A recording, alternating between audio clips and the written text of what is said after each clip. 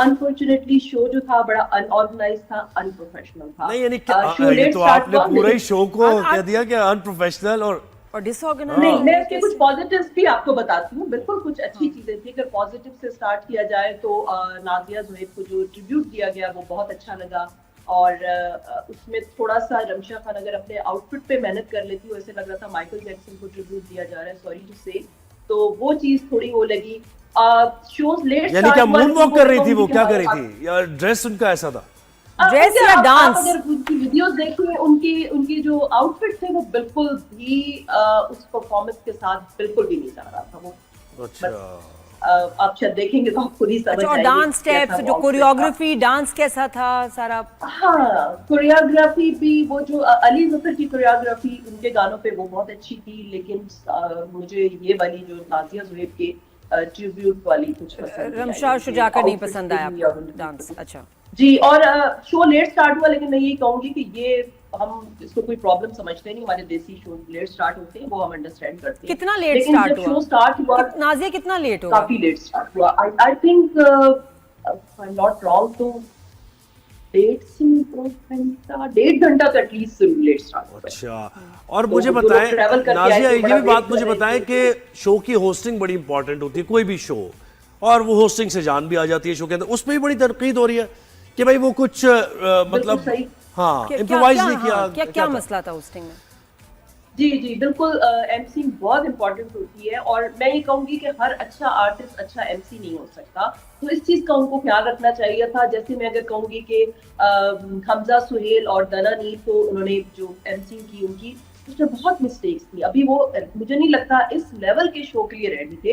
अगर उन्हें देते भी तो फिर बहुत छोटा सा सेगमेंट दे देते कि उनका एक्सपोजर हो जाए। लेकिन वो लाइक, अगर मैं मिस्टेक्स की बात करूं तो इस तरह की कि आप मिस प्रोनाउंस कर रहे हैं आर्टिस्ट का नाम, फिर आपको करेक्ट कराया जा रहा है, आप फिर मिस प्रोनाउंस कर रहे हैं, कि यहाँ तक कि वो आर्टिस्ट पीछे मुड़ के बड़े रूडली अपना नाम करेक्ट करके कहते हैं मेरा नाम। वो जरा घबराहट सी उनकी अपनी फ्रेटर्निटी के उनको नाम नहीं पता अपने आर्टिस्ट का, उसी घबराहट में फिर यही होता है।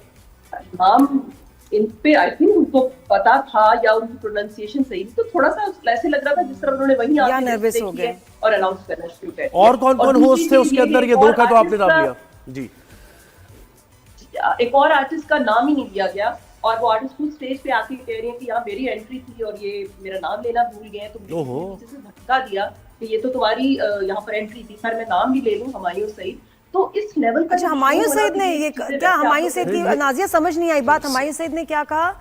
स्टेज पे आए, उनका नाम नहीं लिया। स्टेज पे आके कहा कि यहाँ मेरा नाम ही नहीं लिया गया, हालांकि यहाँ मेरी एंट्री थी, तो मैं अपने नाम का वेट करता रह गया, तो मुझे पीछे से किसी ने धक्का दिया, तो तुम्हारी एंट्री है, जाओ। तो वो खुद ही आके वो कह रहे हैं। क्या आपके सुपरस्टार है हुमायूं सईद, उनका नाम लेना नहीं। और कौन थी, कौन उस वक्त होस्टिंग कर रहे थे, कौन लोग थे?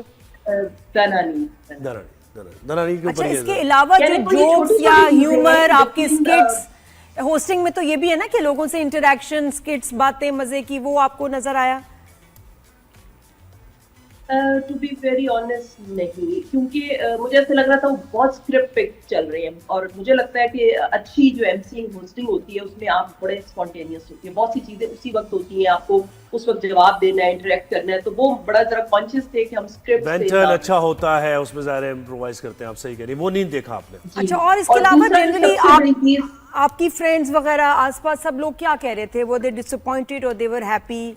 उनकी भी क्या मेरा फीडबैक नहीं है, बल्कि जो लोग भी थे मेरे साथ गए हुए थे, या इन जनरल मैंने बाद में लोगों से पूछा, सबका ये फीडबैक है। और एक और चीज मैं जरूर मेंशन करना चाहूंगी, हमारे जो आर्टिस्ट के आउटफिट्स थे, मुझे समझ नहीं आती, हमारे इतने अच्छे डिजाइनर्स हैं, हम जिस लेवल का जब ओवरसीज स्पेशली शो देखने जाते हैं, तो इसमें हम अपना कल्चर देखना चाहते हैं, ग्लैमर देखना चाहते हैं, अपने आर्टिस्ट को उन खूबसूरत आउटफिट्स में देखना चाहते हैं जो हमारे कल्चर रिप्रेजेंट करते हैं।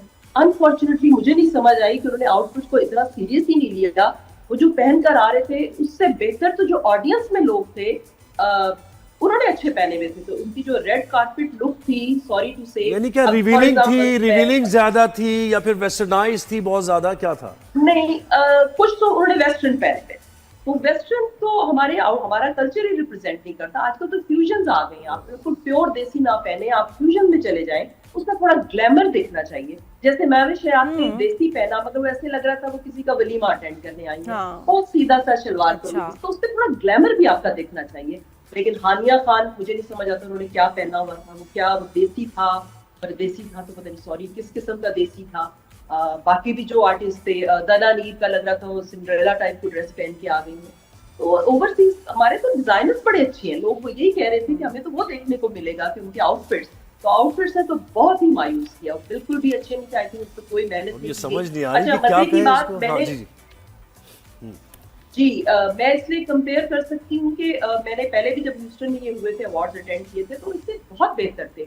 मुझे ऐसे लगा है कि इसमें बहुत अब कमर्शियल टच आ गए हैं, उन्होंने मेहनत कम करनी शुरू कर दी और उनको लगता है कि हम ओवरसीज पाकिस्तानी को जो दिखाएंगे वो देख लेंगे। तो अनफॉर्चुनेटली ऐसा बिल्कुल नहीं है, हमारे पास बहुत सी ऑप्शंस होती हैं देखने की, बहुत आर्टिस्ट आते हैं, हम उनसे मिलते हैं। तो हमें अगर ये आप सोच रहे हैं कि जो दिखा दिया जाएगा हम खामोशी से देख लेंगे, तो ऐसा नहीं है। बाद ये में तो believe हम me, मैनेजमेंट कितने को लोगों ने सीरियसली कहा कि सोचना आइंदा चाहिए हमें फ्री टिकट भी मिलेगा तो हम कि attend नहीं बिल्कुल कि ये शिकायतें और ये मसाइल हैं तो बिल्कुल उनको सीरियसली परफॉर्मेंस लेना भी की चाहिए। थी आर्टिस्ट अच्छा, इसके टिकट की क्या प्राइस थी नाजिया, जो आपने टिकट्स खरीदे? एक तो ये कि एक शहर से दूसरे शहर आना, होटल वगैरह सब प्राइस, कराना। हाँ जी, एंड पे तो बहुत चली गई थी। लाइक आई थिंक जो वीआईपी वो थे वो तो एंड पे तो बहुत ज्यादा थी। शुरू में 100 से लेकर आई वुड से 700-800 तक की प्राइस थी, लेकिन बाद में वो फिर शुरू में ऐसा है कि सब लोग उठा लेते हैं और फिर वो ब्लैक में टिकट जारी अच्छा, थी, और तो $1,500 कितना क्राउड आया था? कितना, हमने तो बहुत लोग देखे वहाँ, बड़ा अच्छा टर्न आउट था।